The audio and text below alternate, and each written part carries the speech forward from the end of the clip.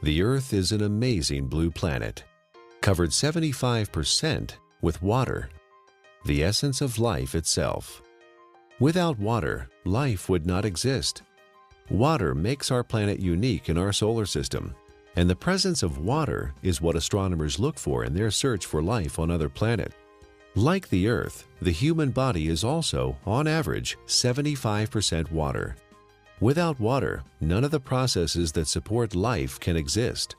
While we can go without food for many weeks, we can only live a few days without water. Yet only 2% of the Earth's water is drinkable, and billions of people worldwide don't have access to clean drinking water. In this video, you'll learn a lot about water. You'll also be introduced to Dr. Richard Cohen, MD, a doctor who practices integrative anti-aging medicine and performance sports nutrition. We really don't think too much about water. It's something that comes out of our tap. It's something that's in the ocean. But what I want people to realize is that we are essentially water. Our brain is 90% water. Our blood is 80% water. Our muscles are 70% water. So without water, our bodies cease to exist. Water is the essence of life. Water carries oxygen and nutrients to the cells. Water regulates body temperature. Water helps the body absorb nutrients and convert food to energy. Water protects and cushions vital organs and cushions the joints. Water removes metabolic waste from the cells through the lymphatic system. Without water, life ceases to exist. Water is just water, right? Tap water, filtered water, spring water, well water, bottled water. Some are a little more pure than the rest. Others have more minerals and taste better. You may pay more for the ones from Fiji or France or some glacier in Canada. But water is just water. Or is it? Volumes have been written on the subject, and the truth is, not all water is the same. Where did water come from? Water came from rain, snowflakes.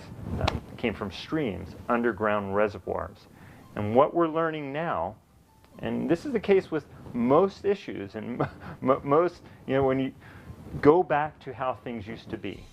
So if we look at water, the way it used to be, there are 3 or 4 structural and biochemical differences than what exists today.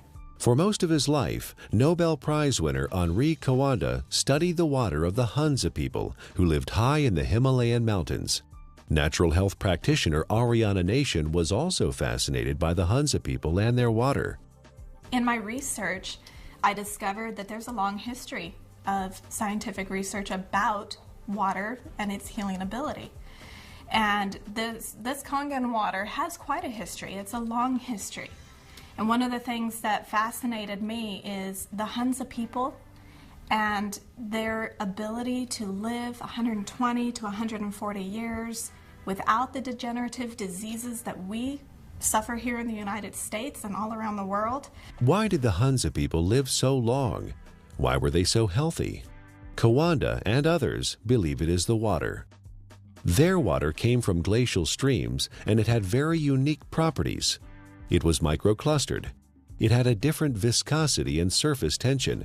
It carried lots of minerals that gave it a high alkaline pH. It also had an extraordinary amount of active hydrogen. Hydrogen with an extra electron. The presence of extra electrons made the water an antioxidant. All these properties combined contributed to the health and longevity of the Hunza people. Water similar to that of the Hunza people are found in other places around the world. The Caucasus Mountains of Azerbaijan, the Xinjiang region of China, and the Andes Mountains are just a few.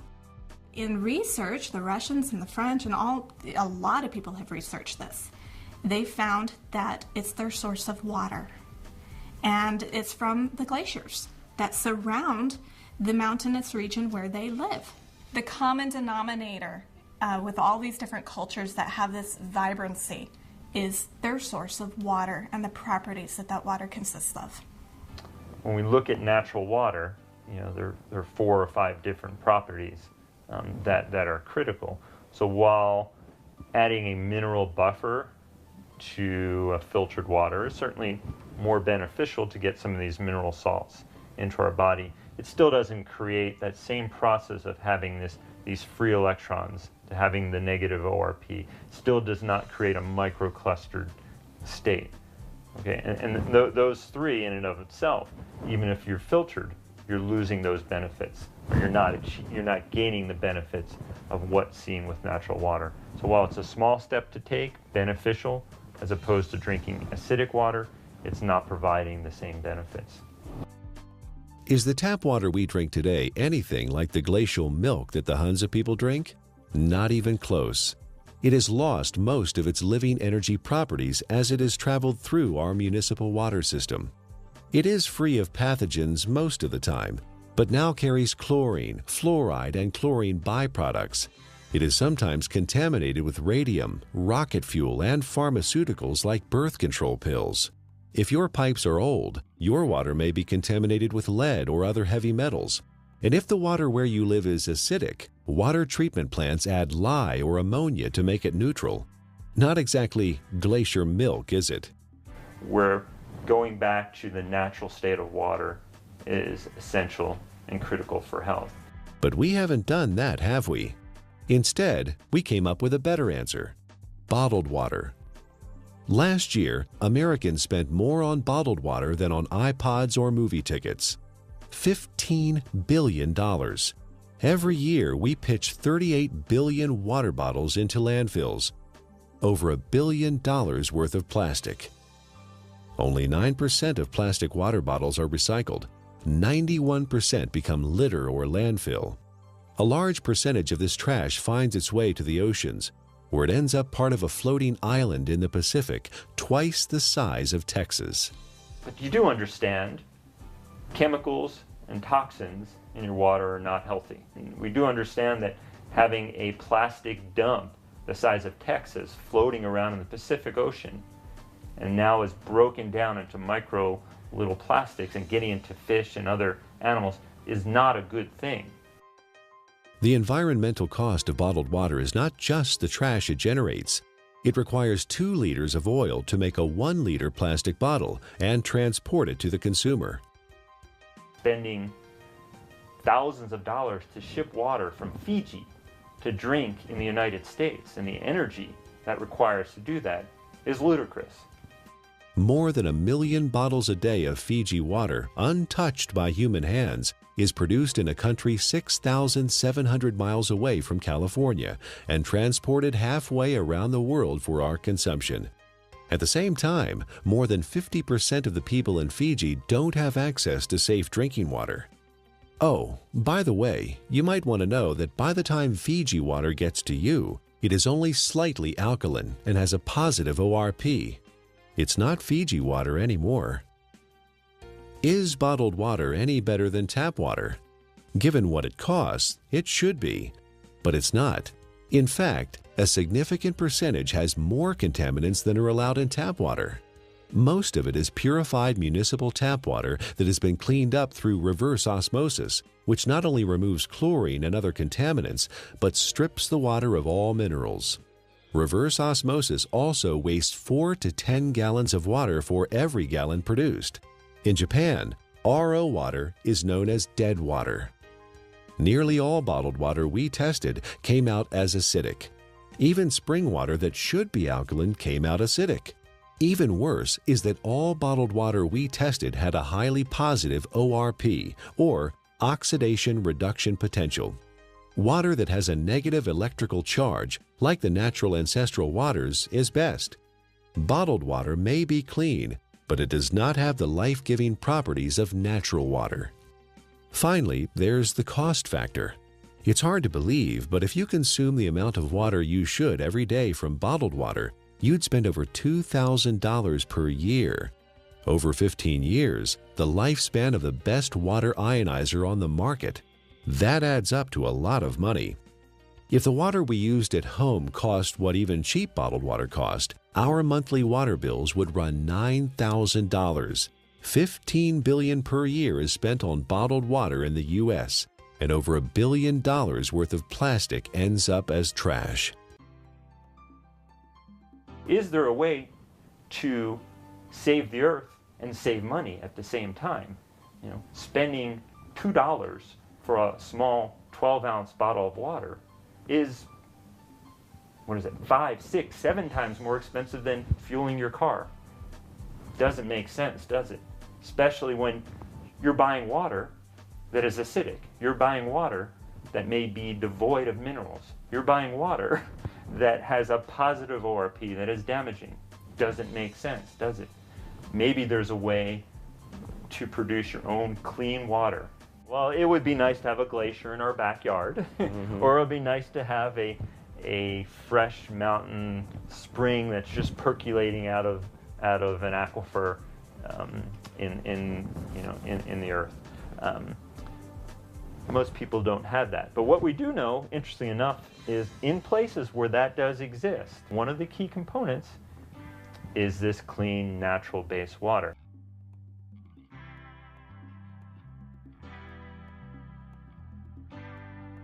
If you care about the earth and your pocketbook and are currently drinking purified bottled tap water, get a carbon filter for your faucet and use a safe, reusable water bottle.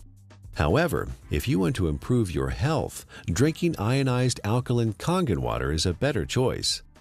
Like natural ancestral waters, it is microclustered, contains alkaline minerals, and has a negative ORP, making it an antioxidant, and it costs a little more than $1 a day for unlimited amounts.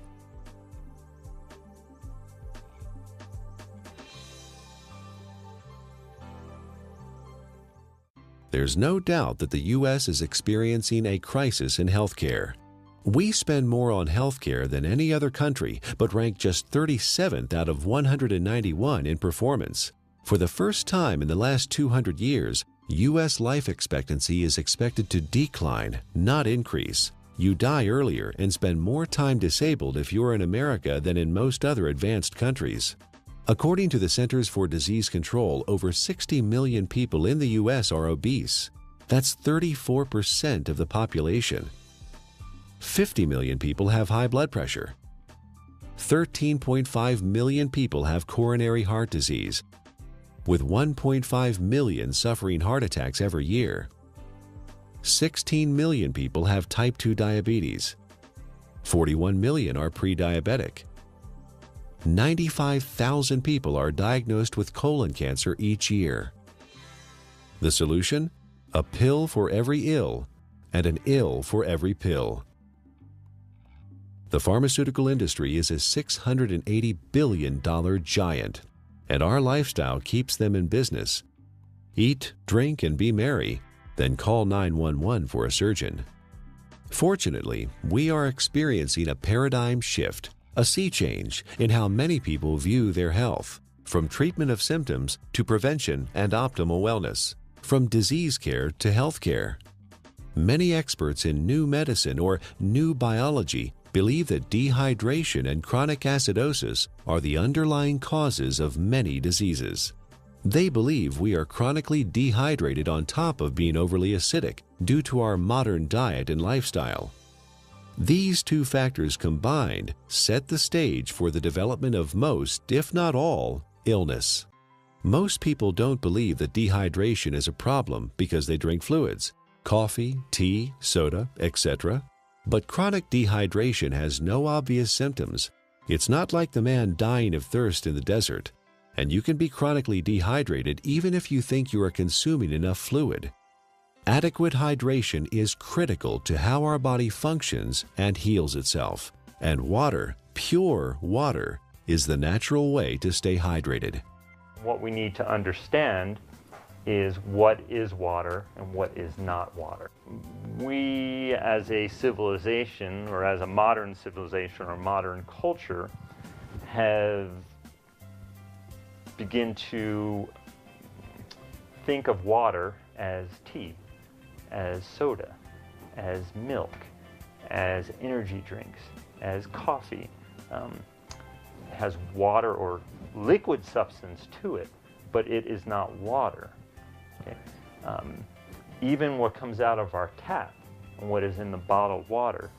While structurally maybe the water molecule, once we understand how water exists in its natural state before modern times, we'll realize that even that is not necessarily the water that our body evolved to exist on. How can one determine if they're drinking enough water is the question. First thing is, if you're thirsty, you're way behind. Okay, that's a clear point. Our thirst mechanism doesn't kick in until we're already slightly dehydrated.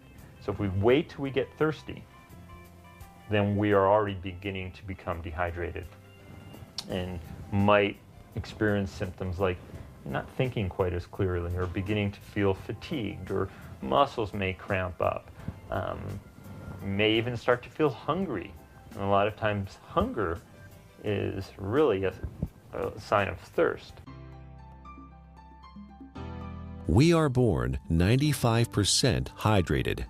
As we grow up, we lose a little more water every year.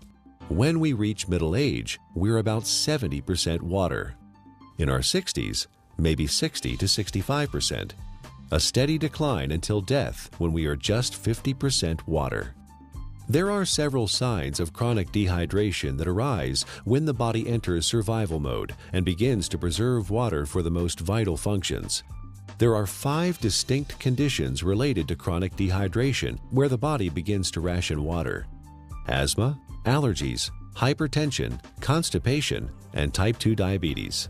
Symptoms include exhaustion, lack of energy, headaches, skin problems, obesity, and joint pain.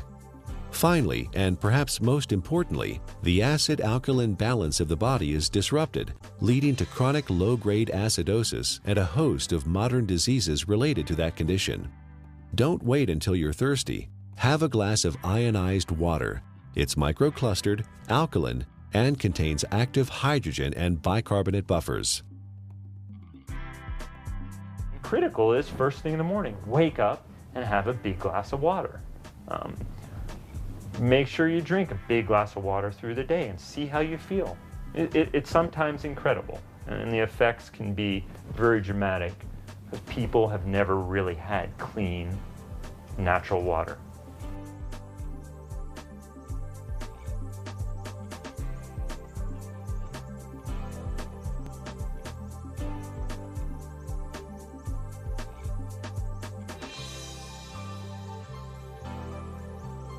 I want to use an example of an endurance athlete and specifically show the needs of hydration in the endurance athlete and how that also can relate to the everyday athlete. The person who's mowing their lawn and taking care of their kids, who is working, going to the gym, the weekend warrior, and how critical hydration is. We know that an athlete who is 1% dehydrated could have a 3% reduction in performance. Now, well, that doesn't sound like a lot. An athlete can spend hours and hours training, and in for example, a 1-hour event, a 3% reduction is almost 2 minutes. And that's the difference between winning or losing a race.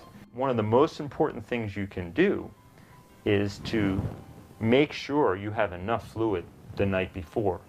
You cannot catch up the same day. When you're dehydrated, you build up lactic acid and you don't clear it. When you're dehydrated, the muscles don't receive the nutrients as effectively. When you're dehydrated, the cells, as we've talked about, don't communicate well with one another. When you're dehydrated, the oxygen carrying capacity of the blood diminishes. So you can see oxygen, energy production, neurological connections between cells are all critical to that endurance as well as the power athlete. Taking that example of the endurance athlete to the everyday person, you can see how you can become fatigued. You can see how your thinking may not be quite as sharp as it needs to be.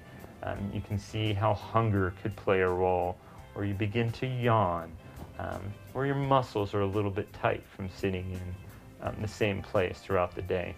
Hydration is critical. It's critical to the athletic endurance performer. It's critical to the everyday endurance athlete who wants to make it from the morning to the night as effectively and efficiently as they possibly can.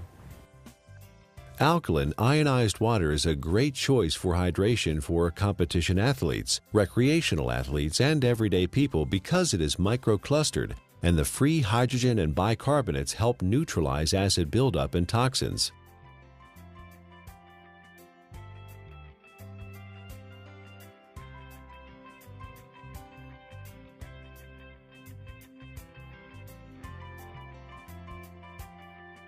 Chronic low-grade acidosis is a condition that develops over time and affects the quality of life and our ability to enjoy optimal health.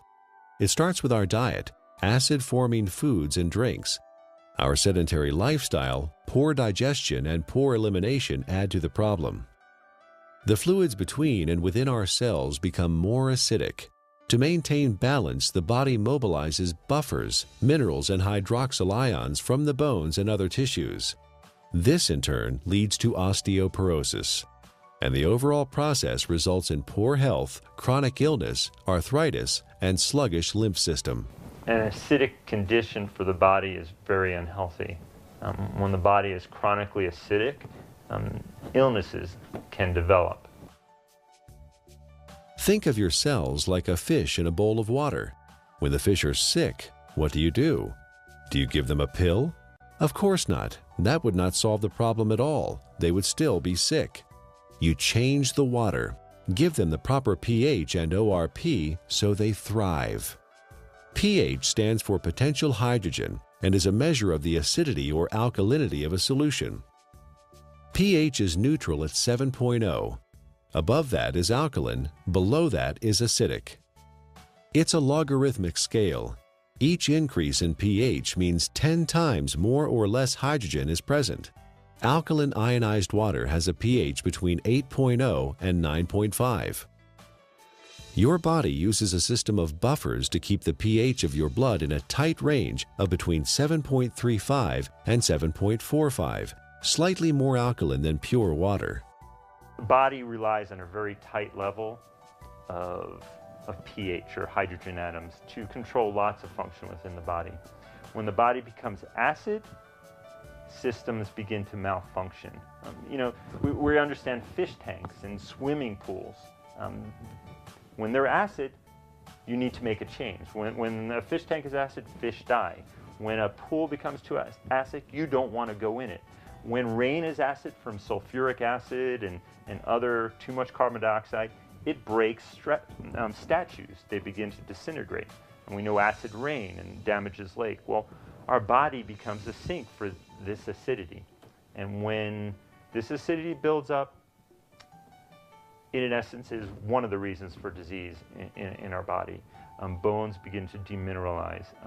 Our ability to create energy decreases. Our immune system becomes depressed. The inflammation for aches and pains increases. Not a good thing to be acid. Dr. Linda Frassetto has proposed a revolutionary hypothesis that obesity is an evolutionary adaptation.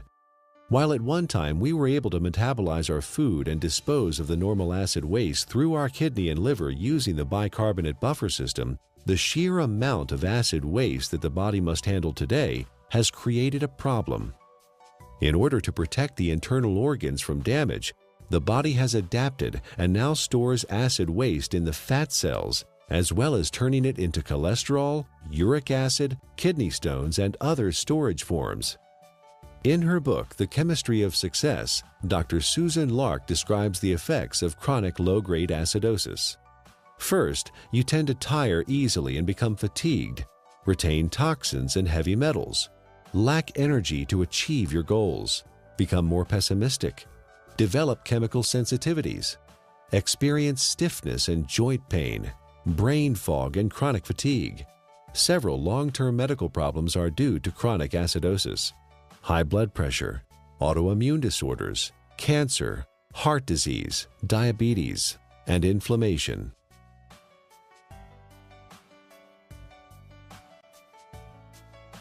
"80% of the foods we consume leave behind acid waste that the body has to deal with.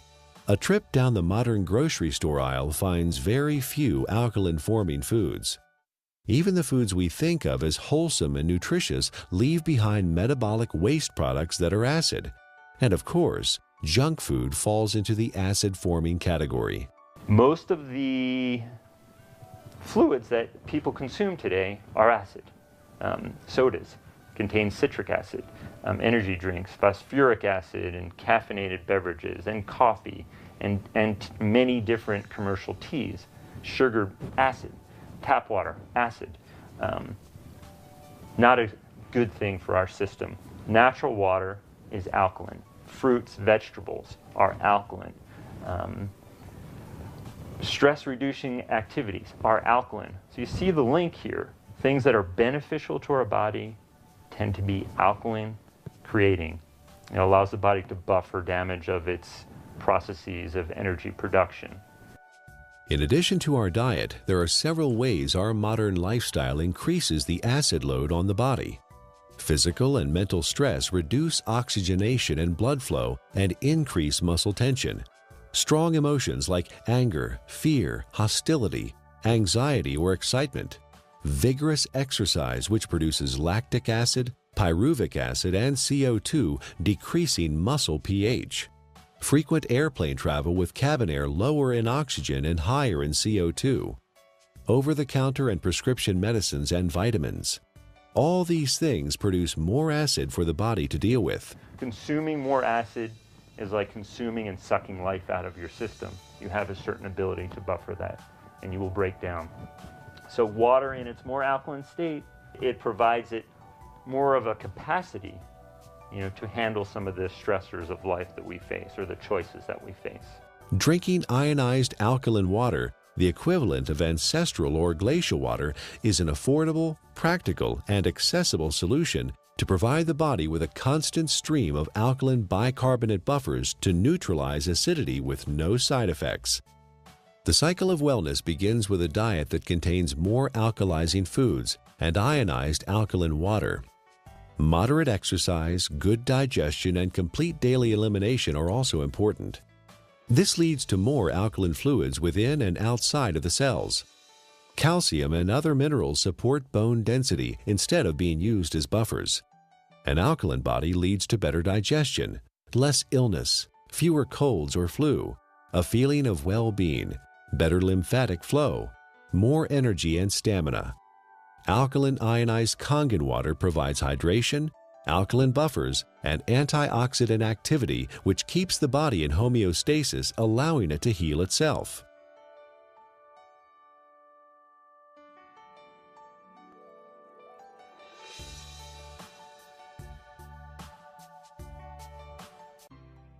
Japanese scientists investigated the Russian research about Hansa water and found that electrolysis could be used to create living water with properties similar to Hansa water. This is now known as functional water, micro water, ionized water, or Kangen water. Kangen is a Japanese word that means return to origin, or in chemistry, reduced, having an extra electron. In the U.S., Kangen water is the trademark of Enagic USA, who market top-of-the-line water ionizers. Anyone with an ion water generator can make Kangen water from tap water. Water is first filtered, then exposed to an electrical charge in the electrolysis chamber of the generator. Alkaline ionized water is called living water. It is similar in atomic structure to the waters that the people of Hansa drink directly from glacial streams in the high Himalayas. It is fresh, invigorating, life-enhancing, free radical scavenging, and delicious. Full-scale development of water ionizers started in 1954, fueled by research at several agricultural universities on the effects of ionic water, especially acid water, on plants. Experiments on the human body followed, conducted by Japanese doctors and other scientists around the world. In Japan, hospitals and clinics have used purified, electrically restructured, ionized alkaline water for over 30 years to treat a number of disease conditions. Following efforts by Japanese medical doctors and agricultural doctors, the water ionizer was approved for medical therapeutics by the Japanese Ministry of Health and Rehabilitation in January 1966. Well, we don't have a glacier. We don't typically have, fresh streaming water. One way to do it, and this has been studied by the Japanese, is a process called ionization. It's actually running some electricity through the water, and it breaks the filtered water into some of the natural properties. It provides the microclustering. It increases the alkalinity. It provides a high ORP, or these free electron states, to the water. So in a lot of ways, we're getting some of the similar properties to natural base water. It even changes the molecular structure. We can see a more health-giving pattern when looked under an electron microscope. So ionization is an option and a choice for many people if you don't have a glacier. So the Russians discovered the property of the water, all these properties, and they developed an electrolysis system. They found a way to actually separate the water and get these properties. And the Japanese improved upon this process and improved upon it, and have come up with the best ionizer available now. And I really do appreciate the work that the Japanese have put into it because of the diligence and the care that these ionizers are made with. Numerous peer-reviewed scientific studies have been performed in well-respected universities and hospitals around the world, which show the benefit of alkaline ionized water. Some of those benefits are weight loss, releasing toxins and stored body fat, normalize blood sugar, support healthy colon function, resolve urinary tract infections, relieve asthma and chronic respiratory conditions, stop abnormal gut fermentation, reduce proliferation of candida, fungus, and undesirable microforms, reduce chronic pain, improve wound healing with oxidizing acidic ion water. The most important thing, we don't want to drink water that has pollutants, and that could be harmful to our system. So when we're drinking water, it would be nice to know that what you're drinking is clean. The first step to creating alkaline ionized water is to have clean source water. Enagic's Kangen water generators use an activated carbon filter that removes chlorine, volatile organic chemicals, pesticides, herbicides, benzene, trihalomethane compounds, radon, solvents, and many other man-made chemicals found in tap water. Ionized water is pure or virgin water. Everything water has been exposed to leaves an electromagnetic frequency signature or imprint. Ionized water is virgin water because the EMF have been reset. There are 4 very specific properties to these healing waters that are found in these mountainous regions that are flowing from the glaciers.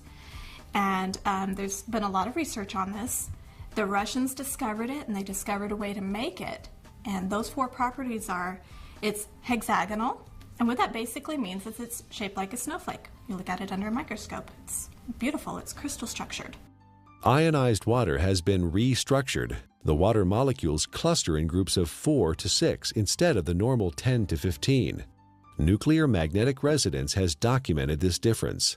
The reduction in cluster size helps the body absorb ionized water more quickly and efficiently.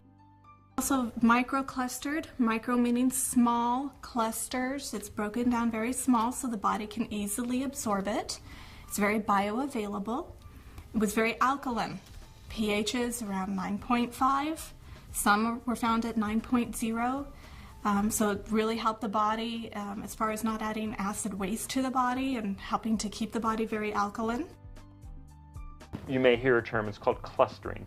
The water molecules naturally exist in a cluster, and some people call it hexagonal, which would be 6. So they naturally exist in a cluster of 6 water molecules. The water as found through taps and commercial water sources is a much larger cluster of water molecules.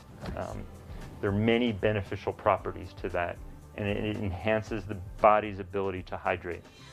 I was really excited when I started actually to quote-unquote play with the water in my own kitchen with different supplements, with powders and tea and oil and all the different things that I worked with. And you could really see the life to the water. I could put, for example, my green vegetable powder drink in Kangen water versus a bottled water and a tap water, and actually see that this water has an energy to it. In fact, it will stir itself and become very, very absorbable, and you can watch that happen within the water. You can watch it make tea instantly, whereas other waters cannot do that. It cannot get in and penetrate those nutrients and pull those nutrients out and put it right in the water where you're drinking it, where it can then go in and penetrate your cell walls at that same level. Many people complain that they find it difficult to drink large amounts of water because it makes them feel bloated and heavy. Regular water, tap or bottled, is composed of large clusters of water molecules and has no life energy or electrical charge. It sits in your stomach like a stagnant pond.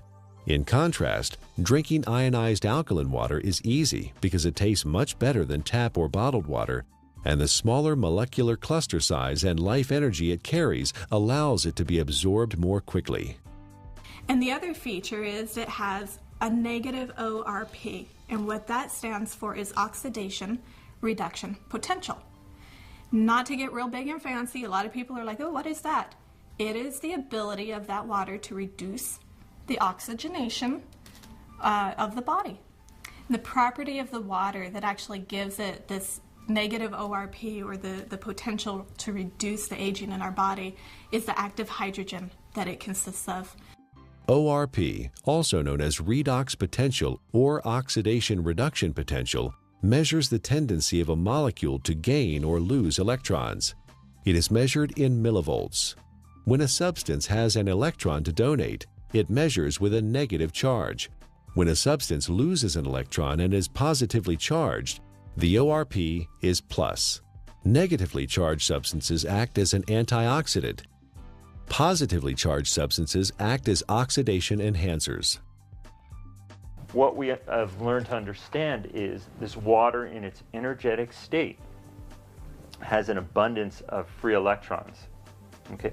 The Earth is loaded with free electrons, and where that comes from is lightning strikes. Okay? So we have all this energy potential in the Earth that's imparted to the water, and when we consume the water, you're basically consuming a antioxidant. We know vitamin C, vitamin E, all these particular nutrients that you may take. In its natural state, water has a similar or even perhaps more powerful ability to quench out free radicals or inflammatory processes that may occur from natural processes within our body to create energy, to fight infections, as well as to quench out some of the destructive things that we may do in our modern life, from pharmaceutical agents, cigarettes, alcohol, over-exercising, stress. Water can help buffer that in its natural state. Like natural ancestral water, ionized water holds a measurable negative electrical charge. This is what gives the water vitality or life energy. Almost all other drinking water available to us has a positive charge, which means they are oxidizing agents. Only negatively charged water can efficiently flush out toxins and poisons in the body at the cellular level and neutralize free radicals. A free radical is a molecule of oxygen that has lost an electron and is positively charged. It is also known as active oxygen. This active oxygen is hunting for a replacement electron from somewhere else in the body. Active oxygen damages the cell membrane and even DNA. Antioxidants produced by the body and from our food provide free electrons to stabilize active oxygen-free radicals. Ionized water is one of the most powerful antioxidants known. Ionized water has millions of hydroxyl ions per glass. No other water has this incredible benefit. Acid alkaline is the amount of hydrogen that's present. When there is tremendous amounts or a large amount of hydrogen, a system is termed acid. The pH is considered low. When there is lesser amounts of hydrogen, it's alkaline. The second component of water in its natural state, as we just spoke about, was having natural minerals. Okay? Right. Being able to get these nutrients which are critical to our health, and those don't exist for the most part in commercially bought or tap waters. Water in a alkaline state provides the body with a greater capacity to buffer some of the natural processes that stress the body, as well as the lifestyle processes that also stress the system.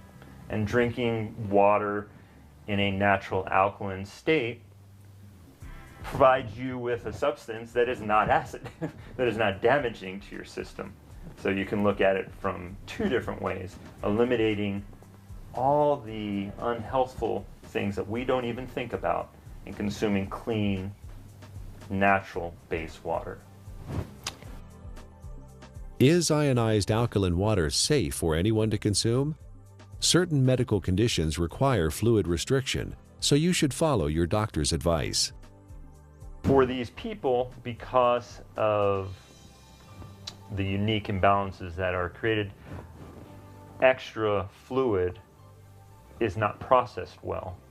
So the standard conventional mechanism, don't take fluid because you can't process it. Let's minimize it. While the cells intracellularly are starving. See, the problem is that the fluids can no longer get into the cells effectively. Is it because people are not drinking or haven't drinking natural water? Certainly one component of it. It has to do with the health of the actual cellular membrane.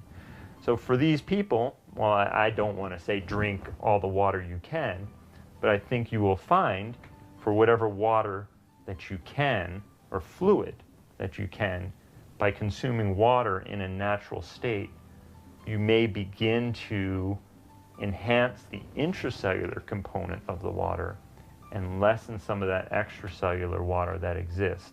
And in doing so, you may find that your fluid intake may gradually increase, and that would be beneficial. How that helps your ultimate condition, obviously it is an unknown since there's many factors involved. But water in its natural state, microclustered, alkalinized, is going to give you, in essence, the most bang for your buck.